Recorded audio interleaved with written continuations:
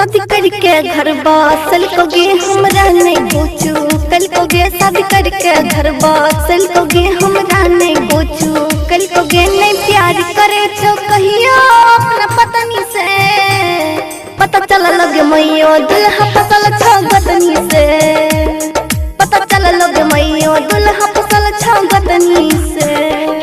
शादी करके घर बासल कोगे हमरा नहीं पूछू, कल कोगे शादी करके घर बासल कोगे हमरा नहीं पूछू, कल कोगे नहीं प्यार करे छो कहियो अपना पत्नी से,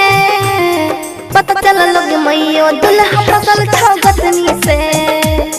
पता चल लगे मैयो दुल्हा फसल छो गतनी से।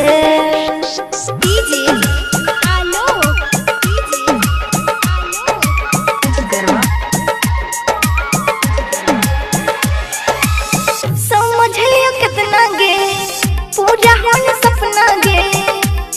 गोतनी दैनिया बस में करने छो अपना गे, समझ लियो कितना गे पूरा होने सपना गे गोतनी दैनिया बस में करने छो अपना गे,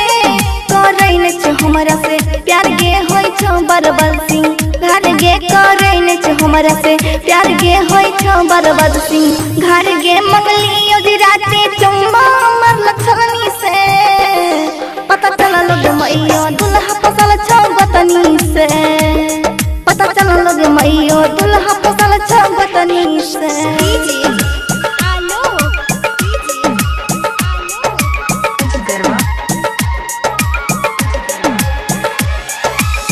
किनका दै छो बाली गे आज होठ लाली गे लाडलिया गोटनी से दै छो सगाली गे, किनका दै छो बाली गे आज होठ लाली गे लाडलिया गोटनी से दै छो सगाली गे, सजिया के सुख ने मिल छो यमरानी के दुख दाई छो, सजिया के सुख ने मिल छो यमरानी के दुख दाई छो, के ना के जीवो तंग छियो गतनी से, पता चल लगे मैयो दुल्हा फसल छो गतनी से, पता चल लगे मैयो दुल्हा फसल छो गतनी से।